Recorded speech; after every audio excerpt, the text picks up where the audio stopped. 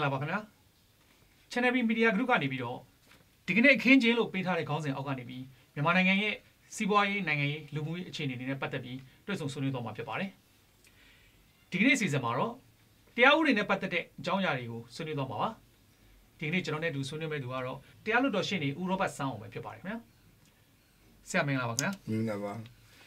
ဆရာဒီကနေ့ကျွန်တော်တို့တွေ့ဆုံမယ့်အစီအစဉ်ကတော့ဒီကနေ့အခင်းကျင်းလို့ပေးထားတဲ့ခေါင်းစဉ်အောက်ကနေပြီးတော့ဥပဒေပိုင်းဆိုင်ရာကိစ္စရပ်တွေကိုဆွေးနွေးသွားမှာပါဆရာဟုတ်ကဲ့ပါအဲ့တော့လက်ရှိကျွန်တော်တို့ပထမဆုံးအနေနဲ့စပြီးတော့မေးချင်တာတော့ဆရာဒီလက်ရှိရှိနေတဲ့အစိုးရတဲ့လက်ထက်မှာလူတွေပြောနေကြတာတွေရှိတယ်ဥပဒေပိုင်းမှာအားနည်းနေတယ်လို့နောက်ပြီးတော့ဥပဒေနဲ့သက်ဆိုင်ရာဥပဒေနဲ့ပတ်သက်တဲ့လုပ်ငန်းဆောင်တာတွေမှာလစ်ဟာမှုတွေရှိနေတယ်လို့လည်းသုံးသပ်ချက်တွေတွေ့နေရတယ်ဆရာအဲ့လိုမျိုးသုံးသပ်ချက်တွေတွေ့နေတာဒီကနေ့အစိုးရတဲ့လက်ထက်တွေမဟုတ်ပါဘူးအရင်အစိုးရလက်ထက်ကလည်းဒီဥပဒေပိုင်းဆိုင်ရာတွေအားနည်းတယ်ဆိုတဲ့ဟာလည်းတော်တော်များများအတန်တွေကြားနေရတယ်ဆရာအခုလက်ရှိအခြေအနေမှာရောဆရာတို့ဒီဥပဒေပိုင်းဆိုင်ရာတွေနဲ့လှုပ်ဆောင်နေရတဲ့ခါတွေမှာဘာတွေများတွေ့နေရလဲဆရာအဲ့ဒီအပိုင်းလေးအရင်စကျွန်တော်တို့တရားစီရင်လောကနဲ့တရားဥပဒေပိုင်းဆိုင်ရာလောကမှာစတင်ပြည့်စည်ခဲ့တာ1982ခုနှစ်ဩဂတ်စ်9ရက်ပြည်သူတရားစီရင်စပေါ်တွေကစခဲ့တဲ့အပြည့်အစည်းဟာအခုအထိပြန်လည်ပြုပြင်ရေးတွေတိဆောက်ရေးတွေလုပ်ရတာတော်တော်အခက်အခဲတွေနဲ့ရင်ဆိုင်နေရတယ်အယိုးဆွဲနေတဲ့ဒီဝန်ထမ်းအချို့ကြောင့်လည်းပဲဖြစ်ပါတယ်အဲ့တော့ဒါကိုတိုးတက်ဖို့အတွက်လက်ရှိအစိုးရတဲ့ NLD အစိုးရကပြုပြင်ရေးကိုစ조사ဆောင်ရွက်နေတဲ့နေရာမှာလူမှန်နေရာမှာမရွေးချယ်နိုင်မှုတွေရလဲအားနည်းချက်အနေနဲ့ဆက်လက်ရှိပါတယ်ဒါကြောင့်မလို့လူမှန်နေရာမှာရွေးချယ်မှုနဲ့တရားရေးလောကကိုပြင်ဆင်မယ်ဆိုရင်ဒါတိုးတက်လာနိုင်တယ်အဲ့ဒီလိုမှမဟုတ်ဘဲနဲ့မိမိနဲ့ခင်မင်ပတ်သက်တဲ့လူလောက်ကိုအတွေ့အကြုံမရှိဘဲနေရာထိုးပေးတာမျိုးတွေအတိတ်ကတမိုင်းမလှခဲ့တဲ့လူတွေကိုနေရာပေးတာမျိုးတွေဆက်လုပ်နေမယ်ဆိုရင်ပြုပြင်ရေးရအောင်မြင်မှုရနိုင်မှာမဟုတ်ပါဘူးဒီလက်ရှိတရားရေးဒီလုပ်ငန်းစဉ်တွေမှာရောထိန်းချုပ်မှုဆိုတာတွေရှိလားဆရာနောက်တစ်ချက်ကခုနလိုပေါ့အရင်အစိုးရခေတ်လက်ထက်တွေတုန်းကဆိုလို့ရှိရင်တော့ဒီပေါ်မှာထိန်းချုပ်မှုတွေရှိနေတာတွေတွေ့ရတယ်နောက်တစ်ချက်ကအပေါ်ကနေဓာတ်ရိုက်အမိန့်ပေးပြီးတော့အမိန့်ချခိုင်းတဲ့အခြေအနေမျိုးတွေလည်းကျွန်တော်တို့တွေ့နေရတယ်ဆရာဒီကနေ့အစိုးရလက်ထက်မှာအဲ့လိုမျိုးတွေရှိလားဆရာ NLD အစိုးရတဲ့လက်ထက်မှာရှိတော့ရှိတယ်အထူးသဖြင့်ပေါ့နိုင်ငံရေးနဲ့ပတ်သက်တဲ့မူခင်းကိစ္စလူ့ခွင့်နဲ့ပတ်သက်တဲ့မူခင်းကိစ္စလန်မာရီနဲ့ပတ်သက်တဲ့မူခင်းကိစ္စအလုသမားစာဒနီနဲ့ပတ်သက်တဲ့မူခင်းကိစ္စတချို့မှာဩဇာပေးမှုဆိုတာရှိနေပါသေးတယ်နော်အခုပေးတဲ့ဩဇာကတော့သူကတယ်လီဖုန်းနဲ့ပေးတာဆိုတော့အမိရလက်စုပ်လက်ကင်ဖမ်းမှုတော့အခက်အခဲရှိတယ်သို့တော့သိရပါတယ်အရေးမှုကအဲ့ဒါတွေမပြောက်သေးဘူးဗျနောက်အရေးယူဆောင်ရွက်မှုတွေမှာတရားသူကြီးတယောက်ကအမျိုးသမီးတယောက်ကိုစင်ပါရိုက်တာဒဏ်ငွေ1000နောက်ပိတ်ဆို့မှုလုပ်တော့ဒဏ်ငွေ9000ဒါပေမဲ့သူတို့ဘာမှမဖြစ်ဘူးရှင်းနေရရုံးမထင်မဲမြင်မှုနဲ့ဒဏ်ငွေလေး3000ရိုက်ခံရလို့ရှိရင်ရှင်းနေလိုက်စဉ်ရဆိုင်ခံရတာတွေရှိပါတယ်အဲ့တော့မျှတမှုမရှိသေးဘူးလို့ပဲပြောရမှာပဲဟုတ်ကဲ့ဆရာအဲ့တော့ဒီတရားဥပဒေနဲ့ပတ်သက်ပြီးတော့အုပ်ချုပ်လာခဲ့တဲ့အုပ်ချုပ်သူတွေအစဉ်စဉ်လက်ထက်မှာဥပဒေထက်မှာဘယ်သူမှမရှိစေရဘူးဆိုတော့ကြွေးကြော်တန်တွေလည်းရှိနေတယ်ဆရာအဲ့တော့လက်ရှိအခြေအနေကဥပဒေထက်မှာဒါဆိုရင်လူတွေရှိနေတဲ့သဘောရှိနေတာပေါ့ဥပဒေထက်မှာလူတွေဘယ်သူမှမရှိစေရဘူးဆိုတာကစာအုပ်ထဲမှာတော့တွေ့တယ်အပြင်မှာတည်တည်ချာမတွေ့သေးဘူးဘာဖြစ်လို့ဆိုဆက်သွယ်ဥပဒေပုံမှန်66ဂါကြီးမှာတရားစွဲဆိုခွင့်ပြုမိန့်ကိုဆက်သွယ်ဝန်ကြီးဌာနပေးရမယ်လို့ပြောတယ်အမှုရုပ်သိမ်းတဲ့အခါကျရင်နှစ်ဖက်ပြည်လေသွားလို့ရုပ်သိမ်းရင်တခါဆက်သွယ်ဝန်ကြီးဌာနခွင့်ပြုချက်လိုတယ်လို့ပြောတယ်အမှန်မှန်ကအမှုတစ်ခုရုပ်သိမ်းခြင်းနဲ့ပတ်သက်ရင်ရာဇဝတ်ကျင့်ထုံးဥပဒေပုံမှန်494ရတရားသူကြီးရဲ့အာဏာအဲ့ဒါကိုဆက်သွယ်ဝန်ကြီးဌာနကခွင့်ပြုချက်ပေးမှဆိုတော့သူကတော်တော်ကိုအစစ်ကိုဥပဒေရဲ့အထက်မှာမြင်နေရယူထားတဲ့သဘောဖြစ်နေတယ်ဒါကြောင့်မလို့တချို့နေရာတွေမှာဥပဒေထက်မှာရှိနေစေဖြစ်တယ်လို့ပဲပြောရမှာပဲဒါဆိုရင်ကျိုးနီစနစ်ဆိုတဲ့ဟာတွေကလည်းကြံနေသေးတယ်ပေါ့ဆရာကြံပါတယ်ဟုတ်ကဲ့ဆရာအများကြီးကြံသေးတယ်ဟုတ်ကဲ့နှ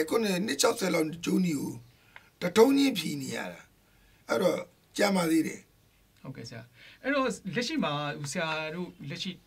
လောက်ကင်နေတဲ့ဒီတရားခွင်တွေထဲမှာဆိုလို့ရှိရင်လူတွေတော်တော်များများစိတ်ဝင်စားနေတဲ့တရားခွင်ကဥက္ကိုဒီလူချင်မှုနဲ့ပတ်သက်တဲ့တရားခွင်ပေါ့ဆိုင်ဆိုတော့အဲ့ဒီမှာကျွန်တော်တို့သိနေရတာကဒီမီဒီယာတွေမှာလည်းတွေ့နေရတာတွေရှိတယ်ဆရာတို့ကိုယ်တိုင်လည်းအဲ့ဒီပေါ်မှာဟိုအပြန်လှန်ပြောဆိုညှစ်ခုံမှုတွေလည်းရှိနေတာတွေ့ရတယ်အဲ့တော့တရားခွင်ထဲမှာပတ်သက်ပြီးတော့ကြည့်မဲ့ခါမှာတရားခွင်ကလှုပ်ဆောင်ချက်တွေလွဲမှားနေတာတွေရှိတယ်နောက်တစ်ချက်ကတရားခွင်ထဲမှာပဲတရားခံဘက်ကလှုပ်ဆောင်ချက်တွေဟာဒီတတ်မှတ်ထားတဲ့စီမင်းစည်းကမ်းတွေနဲ့မညီဘူးလို့လည်းပြောတတ်နေကြနေရတယ်ဆရာဆိုတော့အဲ့ဒီအဟာတွေကရောဘယ်လိုအပိုင်းတွေကိုမညီကြတာလဲဆရာအဲ့ဒီပုံမှာရောဘယ်လိုအဲ့ဒီမြောက်ပိုင်းခရိုင်တရားရုံးမှာစစ်ဆေးနေတဲ့ရာဇဝကြီးမှုမှ45မြင်းဆောင်2019ရဲအုပ်မိုးနိုင်တဲ့ကြည်လင်းကော်ပိုးထုပါလေးမှာတရားရုံးရဲ့ကြီးကြပ်ကိုကဲမှုတွေအားနေတယ်လုံခြုံရေးတာဝန်ယူရတဲ့ရဲတွေကလည်းတာဝန်ကိုကြေပြွန်ထမ်းဆောင်တာအားနေတယ်ဘာဖြစ်လို့လဲဆိုတော့တရားခွင်ထဲမှာအမှုနဲ့မဆိုင်မဲနဲ့ special power တို့ general power တို့အဲ့ဒါစသည်ဖြင့်စာချုပ်စာတမ်းမဟုတ်နေရာကြီးရုံးမှာသို့မဟုတ် notary ရှေ့မှာထိုးရမယ်ဟာကိုဒီမှာထိုးနေကြတယ်အမမ notary ကိုခေါ်ရမှာတောင်းမှလည်းသွားလုပ်လို့ရတယ် notary ကိုယ်တိုင်လိုက်ရတယ်စာချုပ်စာတမ်းမဟုတ်နေရာကြီးရုံးကိုရှောက်တော့တင်လဲစာချုပ်စာတမ်းမဟုတ်နေအရာရှိက visit အနေနဲ့တရားဝင်ကာကြီးထမ်းဆောင်ပြီးတော့လုပ်ရတယ်အခုမို့ရဲနေတယ်အစနားလည်မှုယူပြီးတော့လုပ်နေတယ်ဒါတွေမဟုတ်ဘဲနဲ့တခြားသောစာရွက်တွေကိုလည်းလုပ်တယ်အဲ့ဒါကိုလည်းရဲကကျွန်တော်ရှိနေလက်မရေးထိုးသူမှာမှန်ကန်ပါသည်ဆိုတာကြီးသွားပေးနေတယ်ဒါတဲ့ဆိုတာကတရေရုံးချင်းနေမဟုတ်ဘူးအဲ့ဒီနေ့မှာတေကန်နေတောင်းထဲမှာအဲ့ဒါကိုသူ့ရှိမှလုပ်ပါတယ်လို့ဆိုပြီးတော့လုပ်တယ်ဆိုရပြဿနာတွေနော်ကြမ်းကြိမ်လွာတွေအဲ့ဒါ notary ကကြမ်းကြိမ်လွာလုပ်ခွင့်မရှိဘူးဒါပေမဲ့ notary တွေကလည်းပတ်စံရပြီးရောဆိုပြီးတော့မြုံမြင့်စားရတဲ့အခါကျတော့လုပ်ပေးနေတဲ့အတွက်တေးခွေမှာစီကံထိန်သိမ်းမှုအလွန်နည်းနေပါတယ်ရဲတွေကိုနိုင်ကသူတို့နဲ့အမှုစစ်နေတဲ့အချိန်မှာမလေးမကန်သဘောနဲ့ဟလာဝေလာဝလာနေဘူးပေါ့နော်ရီဓာတွေမောဓာတွေနဲ့စိတ်ဝင်စားတဲ့အမှုပမာမကတ်တဲ့သဘောမျိုးတွေလုံနေတယ်အဲ့ဒီမှာတာဝန်ကျရဲအရာရှိရလဲဘာမှမလုပ်ဘူးဒီလိုပဲသူကနေတစင်မဲ့ဒီစာရွက်ဒီကိုတိုးတိုးတိတ်တိတ်သဘောမျိုးနဲ့ဒီဟာလုံနေတာပေးနေတာသူကပဲအဲ့ဒီမှာစာပုတ်လူလင်လို့နောက်ကနေပြီးတော့တေကန်နေမိသားစုကပေးတဲ့စာရွက်တွေကိုသူ့စီရောက်သူကနေမှတစင်ပြန်ပေးဆိုသူကလုံခြုံရေးအရာရှိသဘောကနေပြီးတော့ postman သဘောမျိုးဖြစ်နေဒါတွေကမကောင်းဘူးပေါ့ဗျာတရားခွင်အများမြင်ခွင့်မှာဒါဘယ်လိုကောင်းလဲဆိုတော့တစ်ဖက်ဖက်ကိုမြတ်ချင်းဝင်ရယူလျောနေသလားလို့တန်တရားစိတ်တွေဖြစ်ပေါ်ပါတယ်ဟုတ်ကဲ့ဆရာအဲ့တော့လက်ရှိအချိန်တွေကဆိုလို့ရှိရင်လည်းဥက္ကိုနီလောက်ချန်ခံမှုနဲ့ပတ်သက်ပြီးတော့အခုဆိုလို့ရှိရင်ဒါတစ်နှစ်ပြည့်တော့မှာပေါ့နော်ဆရာဆိုတော့အဲ့ဒီအချိန်ဒီမှာကာလတွေကရွေးရှားလာတဲ့ဥက္ကိုနီမှုနဲ့ပတ်သက်ပြီးတော့ထူးထူးခြားခြားဖြစ်စဉ်လဲကျွန်တော်တို့တွေ့ရတာမရှိသေးဘူးပေါ့လေဆိုတော့အဲ့ဒီတရားခွင်အခြေအနေရောဆရာဘယ်လောက်ထိတိုးတက်မှုတွေရှိလာပြီလဲဆရာနောက်ပြည်သူတွေမျှော်လင့်သလိုမျိုးဘယ်လောက်တိုင်းတာထိများအနာဂတ်မှာကောင်းလာမလဲဆရာဟုတ်တယ်အဲ့ဒီအမှုနဲ့ပတ်သက်ရင်ဒီလိုပါဆရာဦးနီလာနေပြီးဝရမ်းကတနေရာထဲထုတ်ထားတာမလို့တပြည်လုံးအနဲ့ထုတ်ဖို့အတွက်တိုင်းကိုတဲလျှောက်နေရတာ3လလောက်ကြာသွားတယ်နောက်တက်တရလည်း80ဆိုတော့တစ်ချိန်ကို2ယောက်3ယောက်နဲ့စစ်နေရတဲ့အတွက်ပထမပိုင်းမှာတော့တော်တော်ကိုနှီးတယ်နောက်ပိုင်းမှာကျွန်တော်တို့ကပြောလာတယ်တက်တရများများခေါ်ပြီးပါအချိန်ကြီးအများကြီးရပါတယ်ဆိုတော့မှတိုးတက်လာတယ်ဆိုတော့ဒီနေရာမှာတခုပြောစရာရှိတာကကျွန်တော်တို့လည်းနားမလည်နိုင်တာတရားခံတယောက်ကမှတ်ဖို့နေဦးနေပေါ့နော်ပွားထားတာတွေရှိတယ်မှတ်ဖို့နေအတုပဲဆိုပါစို့အဲ့ဒါမျိုးကိုဘာမျိုးနဲ့တရားရုံးနဲ့တာမွန်မျိုးနဲ့တရားရုံးမှာအမှုတင်ထားတယ်လို့ပြောတယ်ဒါပေမဲ့အဲ့ဒီအမှုကအခုထိဘာမှထူးခြားမလာဘူးနော်ဘာဖြစ်တယ်ဆိုတာလည်းပဲဘယ်သူမှမသိရဘူးကြည်လင်းနဲ့ပတ်သက်တဲ့လက်နဲ့ကိစ္စတို့လဝကကိစ္စတို့တော့ဟလာအချိန်မလစ်မီမှာရုံးထုတ်ပြီးတော့ အမေပြစ်ဒဏ်ချခဲ့တယ်အဲ့ဇေယျဖြိုးနဲ့ပတ်သက်တော့ဒီမဖို့နေကိစ္စတွေကအခုဒီဘာမှထူးခြားမှုမရှိဘူးဘာကြောင့်အဲ့ဒီတရားစီရင်ရန်တရားရက်နေတာလဲဘယ်အခြေအနေနဲ့ဘယ်ဩဇာကြောင့်မသိပွင့်နိုင်တာလဲဆိုတာကိုကျွန်တော်တို့စဉ်းစားလို့မရတာအဖြေတဖို့မရှိတဲ့ပုံစံတဖို့ပေါ့ဗျာဟုတ်ကဲ့ဆက်နောက်ချက်ကလက်ရှိဒီတရားခွင်မှာဆိုလို့ရှိရင်လည်းဒီတော်တော်လေးကိုအပြင်းထန်ပေါ့နော်အပြန်လည်ဆွေးနွေးနေတဲ့ကြားတွေထဲမှာမဲတရားခံတွေဘက်ကလည်းတချို့စာရွက်စာတမ်းတွေမိရှုပစ်တာတို့တချို့ဟာတွေကိုသူတို့ဖျောက်ဖျက်ပစ်တာတို့ဆိုတဲ့အတန်မျိုးတွေလည်းကျွန်တော်တို့ထွက်နေတာကြားရတယ်တွေ့နေရတာပေါ့နော်ဆရာနောက်တစ်ခါတရားခံသူတို့ထဲမှာဆိုလို့ရှိရင်လည်းတရားခံတယောက်ကလွတ်နေသေးတာတွေရှိသေးတယ်ဆရာအဲ့တော့အဲ့ဒီအခင်းအကျင်းတွေကခိုင်မာတဲ့တရားစီရင်မှုတစ်ခုကိုအောင်မြင်နဲ့ပြီးနိုင်ပါမလားဆရာအဲ့ဒါပြောတာပေါ့ဒီတရားခံပြီးအောင်ဝင်းကန်ကိစ္စကဘာဖြစ်လို့မိအောင်မဖမ်းနိုင်လဲဆိုတာစဉ်းစားရတယ်သူ့ကိုမိလိုက်ရင်နောက်ဆက်တွဲကျိုးကင်တဲ့လူတွေကိုဖော်ထုတ်လို့ရမယ်သူ့ကိုမမိတော့ကျွန်တော်တို့ဘိုးချိုးအောင်ဆန်းတို့လှုပ်ကြံခံရတဲ့ကိစ္စမှာဂလုံဦးစောမျိုးမိလိုက်တော့အမှုအားလုံးချုပ်ငင်းသွားတယ်အဲ့တော့အခုလေဒီအမှုမှာခစ်တဲ့ဂလုံဦးစောပြောင်းနေတယ်ဒီတိုင်းတော်နှုတ်တာမို့ဆိုးလောက်နေပဲအမှုစစ်နေရတဲ့သဘောဖြစ်တော့အမှုမှာတော်တော်လေးအားနေတယ်လို့ခေါ်မှာပါပဲဟုတ်ကဲ့ဆရာအဲ့တော့ဆရာနောက်တစ်ချက်ကအခုဆရာတို့ဒီဥက္ကိုနီကိစ္စနဲ့ပတ်သက်ပြီးတော့တရားခွင်မှာဖြစ်နေတဲ့အခြေအနေတွေမှာလူတိုင်းစိတ်ဝင်စားနေတဲ့ထမင်းဝါဝစားထားဆိုတဲ့ပြဿနာပေါ့ဆရာဆိုတော့အဲ့ဒီမှာသူအောင်ဝင်းစော်ကပြောတယ်လို့လည်းဆရာတို့ဘက်ကပြောထားတာရှိတာပေါ့ဆိုတော့အဲ့ဒီမှာဒီသူတို့ဘက်ကလည်းဒီအကြောင်းနဲ့ပတ်သက်ပြီးမပြောဘူးလို့ပြောတာရှိတယ်ဆရာအဲ့ဒီခါလေးကဘယ်လိုများကွာဟမှုတွေရှိနေတယ်ဟုတ်တယ်သူတို့ဘက်ကရဲတွေတက်တည်ရှိပါတယ်လို့ပြောတယ်ဒါကကျွန်တော်တို့ကဘယ်သူဘယ်ဝါပြောတယ်လို့ဓာတ်ရိုက်ဘယ်သူမှမဆွဆွဲတာဘူးကျွန်တော်ဖြတ်သွားတဲ့ချိန်မှာပြောတယ်ဒီဘက်ပြန်ထွက်လာမှတစ်ချိန်ပြောတယ်ပြောတာကိုပြောတယ်လို့ပြောတာနောက်သူတို့က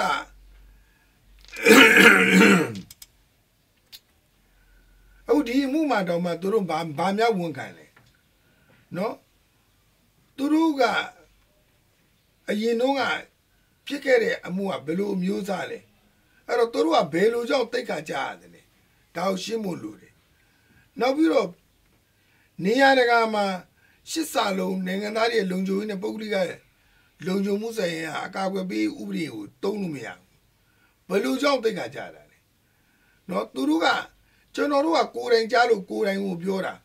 အဲ့ဒီနေ့ကပြဿနာတက်တဲ့နေ့15မျက်နှာလောက်ရှိတဲ့စာရွက်ဒီမှာဇေယျပြိုးကလက်မှတ်ထိုးတယ်အဲ့ဒီဒုရဲမှုကြည်မိုးနိုင်ကကျွန်တော်ရှိတွေလက်မှတ်ရေးထိုးဒီမှာမှန်ကန်ပါသည်လုံးမဲ့ချိန်မှာဦးနေလာနဲ့ပြဿနာတက်တယ်တရားသူကြီးရဲ့နားနေကန်နဲ့ထိရောက်ကြတယ်အဲ့ဒီမှာကျွန်တော်ဝင်သွားတဲ့ချိန်မှာ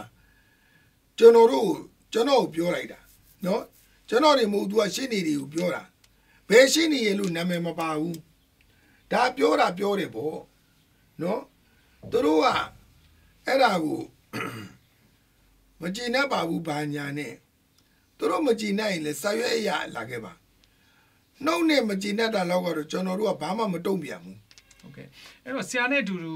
ဒီကိုအောင်ဆိုးလဲပါတယ်လို့ပြောနေတယ်ဆရာအဲ့တော့ဆရာတို့မြောက်စလုံးကိုဒါပုံမှန်ရှစ်စာလုံးနဲ့ဆွဲမယ်ဆိုတဲ့ဟာလေးလည်းအတန်ကြားနေရတယ်ဒီလိုပါအင်းစိန်အောင်ဆိုးကဒီလူတဲ့သူ့ရဲ့ရုံးရှိထွက်ချက်မှာနော်တော်တော်တိတိကျကျခိုင်ခိုင်မာထွက်ဆိုချက်တွေအရာအောင်ဝင်းစော်ကသူ့ကိုလူတက်ဖို့လာရောက်စီးရုံးနေဆိုတော့ထွက်ထားတဲ့အတွက်ဒါအင်းစိန်အောင်ဆိုးသူကထဲ့တာပါနော်တကယ်တမ်းအဲ့ဒီကအင်းစိန်အောင်ဆိုးမလာဘူးလုံးဝမလာဘဲနဲ့လို့တာအဲ့တော့အဓိကကအင်းစိန်အောင်ဆိုးနဲ့ကျွန်တော်ကအထွေထွေကျင်းသားအောင်များကုညီဆောင်ရှောက်ရေးကိုတွဲလုံနေတော့ကျွန်တော်တို့ယူမပါစေခြင်းဘူးနော်ထွက်စေခြင်းတယ်ဆိုလိုတာအင်းစိန်အောင်ဆိုသူတို့ကဆွဲချက်တင်ပြီးရင်ပြန်ခေါ်တက်တဲ့ခေါ်တဲ့အခါမှာသူတို့လိုသူလိုဖြစ်စေခြင်းလို့လာတော့မသိဘူးပေါ့ဟုတ်ကဲ့သူတို့ဘာရွေချက်နေအင်းစိန်အောင်ဆိုပါဖို့ဆွဲတဲ့နေလဲဆိုတော့ကျွန်တော်နားမလဲဘူးတော့အဓိကကတော့ကျွန်တော်ရောအင်းစိန်အောင်ဆိုပါ ဒီမှုမှာမပါစေခြင်းတဲ့သဘောလို့ကျွန်တော်တို့အဲ့လိုသုံးသပ်ရရှိတယ်ဟုတ်ကဲ့ဆရာအဲ့တော့လက်ရှိရှိနေတဲ့ဒီအခုဖြစ်စဉ်တွေနဲ့ပတ်သက်ပြီးတော့ဆရာဒီဘယ်လောက်ထိကိုဒီအမှုကြီးကကြံ့ဟိုပါပေါ့နော်ဆက်လက်ပြီးတော့တွားနေရအောင်မလဲဆရာဟိုဒီလိုလက်ရှိအခြေအနေတွေဆိုရင်ကျွန်တော်တို့အမြင်မှာတော့ဒီမှုဟာလာမယ့်25 26 2ရက်တိတိရဲမှုဦးတမောင်ဆိုစစ်ပြီးရင်နောက်တစ်ချိန်မှာဆွဲချက်တင်မတင်ပြီးတော့ဆွဲချက်အမိတ်ပြီးတော့ပြန်ကိုတက်တည်ရှိစစ်ပြီးတော့တရားခံစစ်သူတက်တည်စစ်ရင်အားလုံး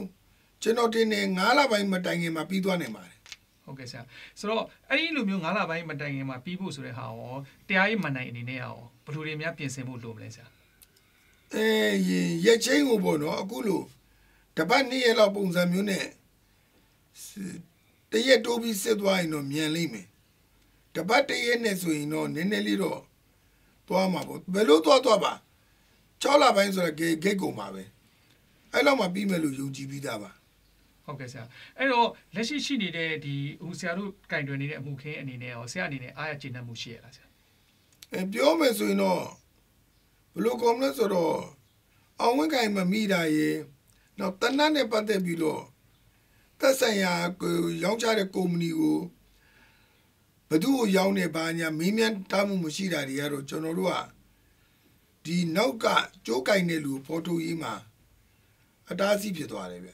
အဲ့ဒါတစ်ချက်ကတော့တော်တော်အခက်အခဲရှိပါတယ်ဟုတ်ကဲ့ဆိုတော့မြန်မာပြည်မှာအဲ့လိုမျိုးအမှုကြီးနဲ့ပတ်သက်ပြီးလို့ရှိရင်ဟိုတိတိကျကျနဲ့ဖန်ဆီးရမိခဲ့တာတော်တော်လေးနည်းတယ်နော်ဆရာဥပမာ9လုံးနဲ့လူသက်မှုလိုဟာမျိုးနောက်တစ်ခါကျွန်တော်တို့မင်္ဂလာတို့မှာတက်သွားတဲ့ဟာမျိုးစကြဖြစ်ပေါ့အဲ့လိုအမှုကြီးတွေဟာမပေါ်တာကိုကျွန်တော်တို့တွေ့နေရတယ်ပေါ့ဆရာဆိုတော့အဲ့ဒီဟာတွေကရောအနောက်မှာအများပြောနေတဲ့လက်မဲကြီးတွေဆိုတဲ့ဟာတွေကရောတကယ်ရောရှိနေလားဆရာလက်ရှိနေတဲ့အတွက်ကြောင့်မလို့ပေါ့ gangster တွေရှိလို့ပေါ့ဟုတ်ကဲ့နော်ဒီမှုမှာလည်းမြန်မာသူရဲကောင်းတက္ကစီရေမောင်းကိုနေဝင်းတက်ဆွကျိုးပါအားထုတ်မှုကြောင့်ဒါအမှုပေါ်ပါလားကံလျော်စွာပေါ်သွားတာပေါ့နော်မဟုတ်ရင်မလွယ်ဘူးလို့ပြောထင်တယ်ဘာဖြစ်လို့သူတို့အချိတ်ဆက်ကလှုပ်ထားတာပြီးရင်တေပို့ဖို့ကလည်းကားအစင်းတဲ့နော်ကိုနေဝင်းကြောင့်ဒီဥစ္စာအခုလိုအကုန်လုံးပေါ်လာတာဟုတ်ကဲ့နော်ဆိုတော့အခုအစိုးရသစ်လက်ထက်မှာဥပဒေပိုင်းဆိုင်ရာတွေနဲ့ပတ်သက်ပြီးတော့တော်တော်လေးတိတိကျကျကင်တွယ်ဖို့ဆိုတဲ့ဟာမျိုးပြောနေတဲ့နေတော့ကြားနေရတယ်ဆရာပြောဆိုနေတာလည်းရှိတယ်နိုင်ငံတော်အတိုင်ပင်ခံပုဂ္ဂိုလ်ကိုယ်တိုင်လည်းဥပဒေပိုင်းဆိုင်ရာတွေမှာတကယ်ကိုဖိဖိစီးစီးနဲ့လှုပ်ဆောင်ကြဖို့လည်းပြောနေကြတာရှိရပါဆရာအဲ့တော့အခုလိုမျိုးဒီဟိုဘယ်လိုခေါ်မလဲအမှုကြီးတွေအခုလိုမျိုးဒီဘယ်လိုခေါ်မလဲလူသတ်မှုလိုဟာမျိုးအန်ဒီကြီးမားတဲ့အမှုမျိုးကြီးတွေဟာအခုချိန်ထိကိုနောက်ကနေပြီးတော့ကြိုးကင်နေတဲ့သူတွေကိုမပေါ်သေးဘူးဆိုတဲ့အနေအထားကလက်ရှိကျွန်တော်တို့မြန်မာပြည်ရဲ့ထိပ်ပိုင်းခေါင်းဆောင်တွေအတွက်ကရောအန်ဒီမရှိနိုင်ဘူးလားဒါတော့ရှိတာပေါ့ကျွန်တော်တို့မင်္ဂလာတို့လေစိတ်မှာပြစ်ခတ်မှုဆိုတာရှင်းရှင်းပြောရလို့ရှိရင်လက်ရှိအစိုးရကိုလေပဲရဟိုနေပေါ့လို့ရစံပေးတဲ့သဘောမျိုးလို့ကျွန်တော်တို့ခံယူတယ်ဟုတ်ကဲ့ဒါလောက်တော့မှနိုင်ငံတကာကလူတွေဝင်ထွက်သွားလာနေတဲ့နေရာမျိုးမှာလှုပ်တယ်ဆိုတာတော့တော်တော်ကူကြောက်စရာကောင်းတဲ့လုပ်ရက်ဒါကသတိပေးမှုတွေပဲအဲ့တော့နောက်ကျွန်တော်တို့ဘက်ကဘယ်လိုဖြစ်လဲဆိုတော့ဒီရဲတပ်ဖွဲ့တို့ဘာတို့ကကျွန်တော်ပြည်ထောင်ရဲ့လျောက်ကအဲ့တော့ပြည်ထောင်ကကင်တွယ်မှုကြမ်းမှတ်မှုအားနည်းတာတွေရှိပါတယ်နောက်ရဲတွေကလည်းအင်အားမလုံလောက်ဘူးအသုံးဆောင်ပစ္စည်းတွေမပြည့်စုံဘူးနောက်ရဲတွေကရဲတွေကိုဝင်တဲ့လူနေနေတာကကုန်စည်နှုန်းတန်ကိုခံနိုင်တဲ့လစာမရဘူးဗျအဲ့ဒီတော့အားနေတာဟုတ်ကဲ့ဆိုတော့အသုံးစရိတ်နဲ့လစာနဲ့မမျှဘူးဖြစ်နေတယ်ဒီဝန်ထမ်းတွေကိုဒီဝန်ထမ်းလောကတွေကိုမဝင်တယ်လို့ပြောချင်တာပါရဲတရေဝင်တာနေတယ်ဟုတ်ကဲ့တော်တော်နေနေတယ်ဗျဟုတ်ကဲ့ဆရာအဲ့တော့အခုဒီပြဿနာတွေရှိနေတဲ့ဂျားထဲမှာပဲပေါ့နော်ဆရာဒီအခုဆိုလို့ရှိရင်ရန်ကုန်တိုင်းဒေသကြီးမှာ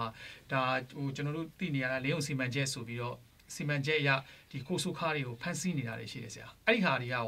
ပြည်သူတွေအတွက်ဘယ်လောက်ထိများစိတ်ချမလဲဆရာနောက်တစ်ချက်ကဖမ်းဆီးနေတဲ့ဂျားထဲမှာနေမယ်အမှုတွေကလည်းနေတိုင်းလိုပေါ်နေတာတွေရှိတယ်ဆရာလူရဲမှုတွေဓာတ်ထိုးမှုတွေစသည်အဖြစ်ပေါ့အဲ့ဒီအခင်းချင်းလေးပေါ်မှာလဲဆရာသုံးသပ်ပြပါဦးလေးုံစီမံချက်မှာတချို့တပ်ဖွဲ့ဝင်တချို့က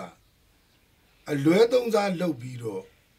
တာမန်အရတားပြည်သူတွေကိုလည်းပဲဖာလာစီလာရိုက်လာနှက်လာဒိုးလာကြိတ်လာလောက်တာတွေတချို့ရှိနေတယ်အဲ့ဒါမျိုးတွေကြောင့်ပ ပြည်သူလူထုရဲ့အမြင်ကတိမ်ဆောင်တော့အကူအညီမရဘူးပြည်သူအကူအညီမရတဲ့လင်းယုံစီမံချက်ဖြစ်ရင်သူတို့မျှော်မှန်းသလောက်မအောင်မြင်နိုင်ဘူးနောက်ရဲတပ်ဖွဲ့ဝင်အင်အားနည်းတယ်ဟုတ်လားအတုပ်ပြတဲ့ရင်ရန်ရလည်းနည်းတယ်ဟုတ်ကဲ့အဲ့ဒီကကြတော့လင်းယုံစီမံချက်မှာတိတိကျကျနဲ့အကောင့်တွေပေါ်ဆောင်ရွက်ဖို့ဆိုရင်အဖက်ဖက်ကပြန်သုံးသပ်ပြီးတော့အမြန်ဆုံးပြင်မရမယ်ဟုတ်ကဲ့ဆရာနော်အထူးဖြင့်အခုဒီမှာကျွန်တော်တို့လည်းကြားနေပါတယ်တချို့သူတို့ကဖမ်းတယ်ဆိုတာကိုလူပုံတွေမှာမြင်ခွင့်ရှိအောင်မဆိုင်တဲ့လူကိုစင်းပြီးတော့တို့ချိတ်ရိုက်နေဖမ်းတယ်ဆိုတဲ့ပြဿနာတစ်ခုလည်းကြားတယ်အဲ့ဒါမျိုးတွေလမ်းကြောင်းမလွဲဘူးလူတွေလို့ပဲပြောချင်တယ်ဟုတ်ကဲ့ဆရာဆိုတော့ဆရာအခုဆိုလို့ရှိရင်တော့နောက်ဆုံးမေးခွန်းလေးပါဒီလူခွင့်ဖွဲ့စည်းကနေပြီးတော့ဒါကျွန်တော်မြန်မာနိုင်ငံလူခွင့်ဖွဲ့ကနေပြီးတော့ဒီထောင်ထဲမှာရှိနေတဲ့အကျဉ်းသားတွေဟာပမာဏပုံများနေတယ်တတ်မှတ်ထားတဲ့နှုံးနေတဲ့ကိုထောင်တွေထဲမှာပို့ပြီးရောက်နေတာတွေရှိတယ်ဆရာအဲ့တော့တချို့နှစ်ကြီးကြနေတဲ့သူတွေကျမ်းမာရေးမကောင်းတဲ့သူတွေလွတ်ရနေနေတဲ့သူမျိုးတွေကိုလှုပ်ပေးဖို့ဆိုတာကလည်းသူတောင်းဆိုနေတာတွေရှိတယ်ဆရာအဲ့ဒီဟာတွေကရောဆရာအဲ့ဒီအခင်းချင်းကရောတကယ်ဖြစ်လာနိုင်မှာမလားအင်းပေါ့အဲ့ဒါတော့တစ်ဖက်ကပြောရင်တော့လက်ခံမယ်ဗျဟုတ်ကဲ့ဥမာရက်ဆက်ရုံမာတဲ့အမှုမျိုးကျူးလွန်တဲ့သူနောက်မူရည်စေဝါနဲ့ပတ်သက်တဲ့သူဟုတ်လားနော်အဲ့ဒါမျိုးတွေကြတော့တော်တော်လေးစဉ်းစားဖို့လိုတယ်ဗျနော်ဒီနိုင်ငံရေးအကျဉ်းသားတွေပေါ့ဗျာဟုတ်လားဥမာဘုံမှုဝင်းနိုင်ကျော်တို့ဟုတ်လားဟိုပါတယ်မန္တလေးတောင်မှာတယောက်ရှိနေပါတယ်ကချင်တယောက်အဲ့ဒါမျိုးတွေကြတော့အမြန်ဆုံးလွတ်ပေးတင်နေဗျနော်နောက်ပြီးတော့ဒီလူငင်းချမ်းသာခွင့်ငါပေးရတဲ့အကြောင်းရင်းကအကျဉ်းတောင်တွေမှာလူများလို့ဆိုတဲ့အကြောင်းပြချက်တော့မဖြစ်စေချင်ပါဘူးနော်လူများတိုင်းကလွတ်ပေးနေရမယ်ဆိုရင်တော့ခက်ကုန်တော့မယ်ဟုတ်ကဲ့အဲ့တော့ထောင်ကိုလုံလောက်အောင်ပြုပြင်ဖို့တို့မို့တိုးချက်ဆောက်ဖို့အဲ့ဒါမျိုးနီးနဲ့လည်းဖြည့်ရှင်းဖို့လိုတယ်အကျွေးမွေးရဲ့အကျဉ်းတောင်ဝန်ထမ်းတွေရဲ့ဇာတိတကိုလည်းပြင်ရမယ်ကျင်းတော်ဝန်ထမ်းတချို့ရဲ့ဇာတိတကတော်တော်လေးကိုရင်းရိုင်နေတယ်အဲ့ဒါလိုလုံနိုင်မှဖြစ်မှာအခုကတော့ထောင်မှာစေဝါကုသမှုနဲ့အားနေတယ်နော်အစားအသောက်ကလည်းလူကြီးတွေဝင်နေနေတော့ပဲကောင်းတယ်ကျန်တဲ့နေ့မှာဘာမှမကောင်းဘူးအဲ့လိုအခြေအနေမျိုးတွေမဖြစ်အောင်လုပ်ဖို့လေလူခွင့်အဖွဲ့တွေကပြောတင်တယ်လို့ကျွန်တော်တော့တင်ပြလိုတာဟုတ်ကဲ့ဆရာအဲ့တော့ဆရာအနေနဲ့ပေါ့လေလက်ရှိအစိုးရသစ်လက်ထက်မှာဥပဒေပိုင်းဆိုင်ရာနဲ့ပတ်သက်ပြီးတော့ဆရာဘက်ကနေပြီးတော့ဘယ်လိုများအကြံပြုခြင်းလဲဆရာအဲ့ဒီအပိုင်းလေးပြောပြပေးပါဥပဒေပိုင်းနဲ့ပတ်သက်လို့ရှိရင်ကျွန်တော်တို့ပြည်နယ်နဲ့တိုင်းတရားလွှတ်တော်တွေပြည်ထောင်စုတရားရေးလွှတ်တော်ချုပ်ကတရားသူကြီးတွေကိုနော်အသက်ပြည်နယ်နဲ့တိုင်းဆို65ပြည်တော်သူတရားလွှတ်တော်ချုပ်ဆို80အထိဆိုတာကိုမဖြစ်သင့်ဘူးဗျနော်အသက်ပြောင်းလဲစေခြင်းနေနော်ရှော့ချစေခြင်းနေအခုကအသက်50ကျော်လောက်မှာပြည်နယ်နဲ့တိုင်းတရားသူကြီးဖြစ်တဲ့လူကအသက်65နှစ်ဆိုတော့10နှစ်တည်းသူကနေလို့ရလို့ဖြစ်နေအဲ့ဒါတော့မဖြစ်သင့်ဘူးအစိုးရတက်တန်းနဲ့အညီပြောင်းလဲဖို့လိုတယ်လို့ပဲကျွန်တော်တို့ကပြောခြင်းနေဟုတ်ကဲ့ဆရာကျေးဇူးတင်ပါတယ်ဆရာကျေးဇူးပါဆရာ Channel B Media Group ကနေပြီးတော့ဒီနေ့အခင်းချင်းလို့ပေးထားတဲ့ခေါင်းစဉ်အောက်ကနေပြီးမြန်မာနိုင်ငံရဲ့စီးပွားရေးလူမှုရေးနိုင်ငံရေးအခြေအနေကိုဆွေးနွေးတဲ့အခါမှာအခုဆွေးနွေးသွားတာကတော့ကျွန်တော်တို့တရားဥပဒေနဲ့ပတ်သက်တဲ့အကြောင်းအရာတွေကိုဆွေးနွေးသွားတာဖြစ်ပါတယ်ဒီအစီအစဉ်ကိုကျွန်တော်တို့တိုင်းလာနေတိုင်းထုတ်လွှင့်ပေးသွားမှာဖြစ်ပါတယ်ကျေးဇူးတင်ပါတယ်ခင်ဗျာ